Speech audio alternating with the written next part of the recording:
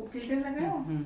सब भाई बहन के माँ प्रणाम बा। लोकगीत पूनम शुक्ला चैनल पे, जय माँ की संगीत चैनल पे और सुमन लोकगीत के चैनल, गीत गाँव के चैनल पे, सुमन लोकगीत के चैनल पे आप सबका स्वागत बा। तो आप सब भैया चाची आ गए हमारे सबके घर, हमसे सबसे मिले तो चाची के जोर शोर से जितना सब्सक्राइबर हमार भाभी के सब जने सपोर्ट करत जाए और चाची के भी सब्सक्राइबर हमारे सबका सपोर्ट करत जाए। बिल्कुल अब भाइयों वाले सब्सक्राइबर सपोर्ट भैया बंद किए हैं, सपोर्ट न करिए।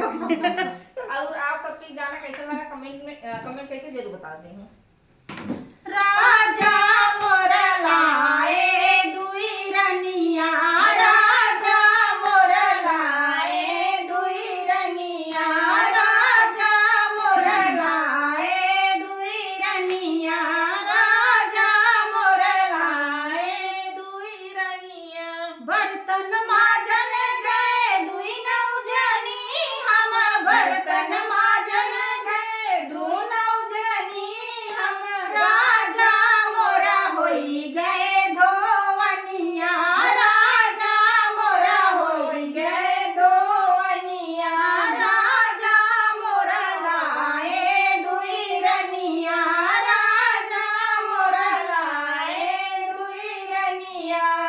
पनिया भरन गए दुई नौजनी, हम पनिया भरन गए दुई नौजनी, हम राजा मोरा होई गए रसड़िया, राजा मोरा होई गए रसड़िया, राजा मोरा होई गए रसड़िया, राजा मोरा लाए दुई रनिया, राजा मोरा लाए दुई रनिया। और सजिया सूतन गए दुई नौजनी, हम सजिया सूतन गए दुई नौजनी, हम राजा मोरा होई गए बिचवनिया, राजा मोरा होई गए बिचवनिया, राजा मोरा लाए दुई रनिया, राजा मोरा लाए दुई रनिया। कोई धरे डढ़िया कोई धरे मोछिया, कोई धरे डढ़िया कोई धरे मोछिया, राजा कई होई गई दुर्गतिया, राजा कई होई गई दुर्गतिया, राजा मोरा लाए दुई रनिया, राजा मोरा लाए दुई रनिया।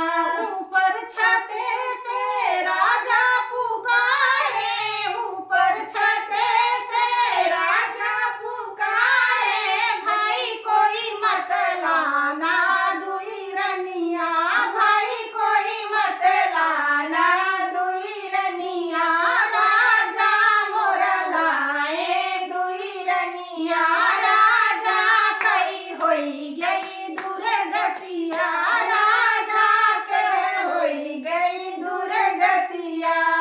तो आप सबके गीत कैसे लगा कमेंट्स में जरूर बता दें।